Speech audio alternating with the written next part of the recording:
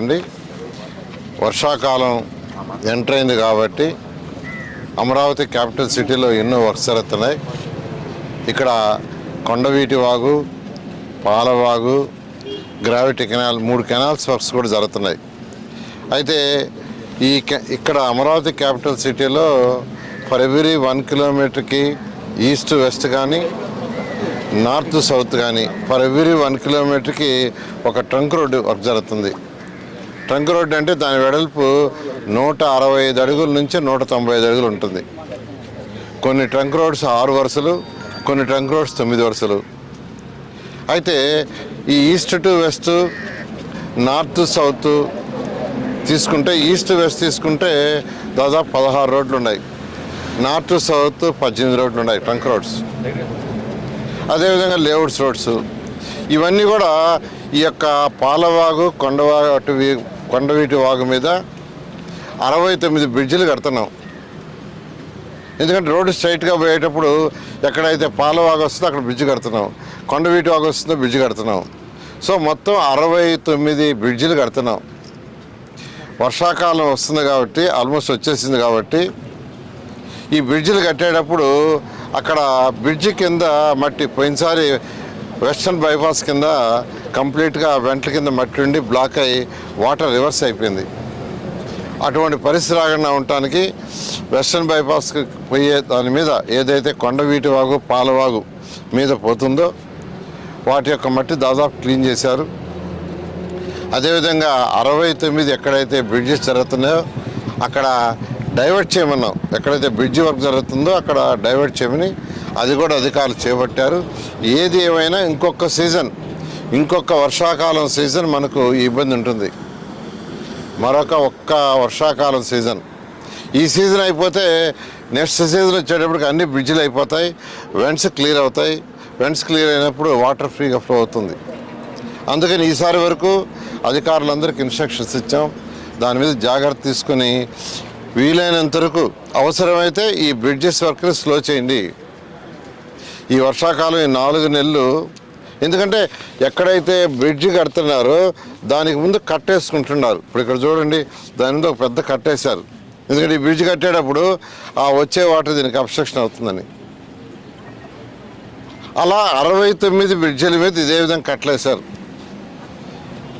అయితే ఆ కట్టల్ని తొలగించకుండా డైవర్షన్ పెట్టారు. డైవర్షన్ పెట్టినప్పుడు ఒక 8 అడుగులు, 9 అడుగులు, 10 పెట్టారు. ఒరిజినల్గా మనం తీసుకుంటే ఇప్పుడు కొండవీటి వాగు యొక్క వెడల్పు అదంతా బ్రిడ్జి 65 మీటర్లు. కొండవీటి వాగు ఇప్పుడు మనం చేసిన వెడల్పు 65 మీటర్లు. కానీ అంతకుముందు నిందంతా 10 అడుగులు, 8 అడుగులు, 15 అడుగులు. సో ఇంత పెద్దదిగా చేసేటప్పుడు ఖచ్చితంగా వాటర్ ముందుకు ఫ్లో కాకుండా కట్టేసి వర్క్ చేస్తున్నారు, డైవర్ట్ చేస్తున్నారు. నేను ఏదో చెప్పాను, అవసరమైతే కట్టలైనా తెంచేసేయండి, వీలైనంత వరకు వాటర్ నిలవకుండా చూడమని ఇన్స్ట్రక్షన్ ఇచ్చాను. దాని మీద అధికారులు వర్క్ చేస్తున్నారు. దాన్ని ఈరోజు నేను ఇన్స్పెక్షన్ చేయడం జరిగింది. కొన్ని ఇన్స్ట్రక్షన్స్ కూడా ఇచ్చాను. ఇమీడియట్గా ఎక్స్ట్రాగా జేసీబీలు ప్రక్కన పెట్టి వీలైనంత వరకు మట్టిని తీయమని చెప్పడం జరిగింది. తర్వాత సెంట్రల్ గవర్నమెంటు మనకు ఆఫీస్ కాంప్లెక్స్కి, సెంట్రల్ గవర్నమెంట్ యొక్క ఆఫీసుల కాంప్లెక్స్కి 1299 కోట్లు శాంక్షన్ చేశారు. 23.25 లక్షల చదరపడుగులు కట్టడానికి. దానికి అయ్యేది 5587. తర్వాత వాళ్ళ యొక్క రెసిడెన్షియల్ కాంప్లెక్స్లకి శాంక్షన్ చేశారు 1234 కోట్లు, 31.3 లక్షలు. దానికి అయ్యేది 3945 అని ఒక పత్రిక వేసింది. ఈ పత్రిక ఏముందండి, సాక్షే. ఇక్కడ ఎందుకు అంత అవుతుందని, కట్టే బిల్డింగులను బట్టి ఖర్చు అవుతుందండి. వాళ్ళు ఇచ్చింది 3000 రెసిడెన్షియల్కి 3945 రూపాయలు చదరపడకని ఇచ్చారు. కరెక్టే. మన దగ్గర కూడా ఈరోజు హ్యాపీనెస్ట్ కన్స్ట్రక్షన్ ఏదైతే కడుతున్నామో అది 29 లక్షలు కడుతున్నాము. దానికి టెండర్ పిలిచింది 984 కోట్లు. చదరపడకి 3393 రూపాయలు మాత్రమే.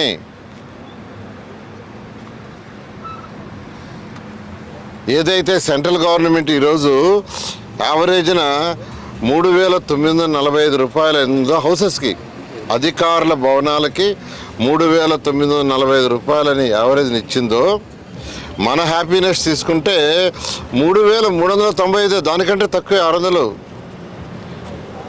టెండర్ ఇచ్చాము, జరుగుతూ ఉంది బ్రహ్మాండంగా వర్క్. 3,393.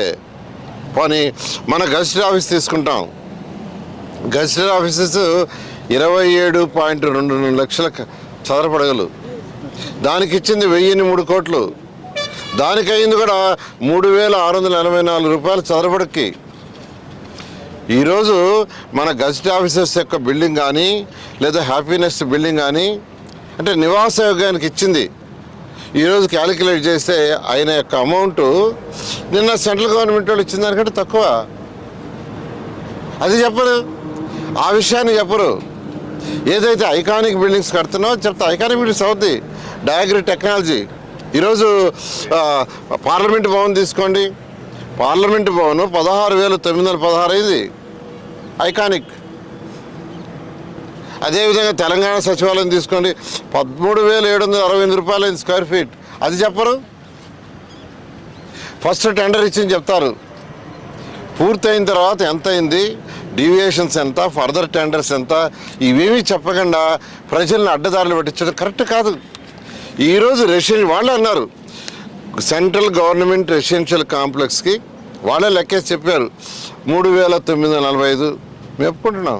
అంతకంటే తక్కువ అమరావతిలో చేస్తున్నాం. అంతకంటే తక్కువ రెసిడెన్షియల్ కాంప్లెక్స్ హ్యాపీనెస్కి 3,939 రూపాయలు, 3,393 రూపాయలే, 600 రూపాయలు తక్కువ. అదేవిధంగా గజిటెడ్ ఆఫీస్కి 27.22 లక్షలు కడుతున్నాం, 27.22 లక్షల చదరపడుగులు కడుతున్నాం. దానికి ఇచ్చింది 3,684, అది కూడా తక్కువే. తక్కువైనా చెప్పరు వీళ్ళు. ఏదైతే ఐకానిక్ కడుతున్నారో చెప్పరు. ఐకానిక్ తీసుకుంటే ఎక్కడైనా ఐకానిక్ అనేది 16,000, 17,000 అవుతుంది, 18,000 అవుతుంది. ఈరోజు పార్లమెంట్ తీసుకోండి, పార్లమెంట్ ఏదైతే కట్టారో దానికి 16,916. కాబట్టి నేను ఒకటే చెప్తున్నానండి, మీరు ఇలా ప్రజలకు కానీ అబద్ధాలు చెప్తూ పోతే ఆ 11 సీట్లు మిగలవు. నేను చాలా క్లియర్ చెప్తున్నా. మీరు డేటా కంపేర్ చేసి చెప్పండి. హ్యాపీనెస్ట్ కరెక్ట్గా అరగంటలో ఫిల్ అయిపోయినాయి. హ్యాపీనెస్ ఆ రోజు ఓపెన్ చేస్తే కరెక్ట్గా హాఫ్ అన్ అవర్, దాని కాస్ట్ 3,393 రూపాయలు చదరపడకు మాత్రమే. It is a residential. అదేవిధంగా మళ్ళీ చెప్తున్నా, గజిటెడ్ 27.22 లక్షల చదరపడుగులు, దానికి 3,684 రూపాయలే. కాబట్టి కట్టే బిల్డింగ్ ఏంది, ఎలాంటిది కడుతున్నారు, అది ఐకానికా, నాన్ ఐకానికా, రెసిడెన్షియలా, కమర్షియలా, ఆఫీస్ స్పేసా, ఇవన్నీ చూడాలి. అవన్నీ చూసి చెప్తేనే అది కరెక్ట్ అవుతుంది. అంతేగాని ఏదో ఒకటి బ్లేమ్ చేయాలని చేస్తే ప్రజలు క్షమించాలండి. నేను చాలా క్లియర్గా ఎన్నోసార్లు చెప్పాను. మీరు ఢిల్లీది కానీ హైదరాబాద్ కానీ మీరు మొత్తం డేటా తెచ్చుకోండి. పూర్తయ్యేటప్పటికి ఎంత పే చేశారు, కాంట్రాక్ట్కి ఎంత పే చేశారు, అది యావరేజ్ చేయండి. ఫస్ట్ ఇచ్చిన కాంట్రాక్ట్ మీద దాని మీద చేయటం తప్పు, ప్రజలు తప్పుదావ పట్టించటం. ఓకే, ఏంది లెక్కలు చూస్తున్నారు.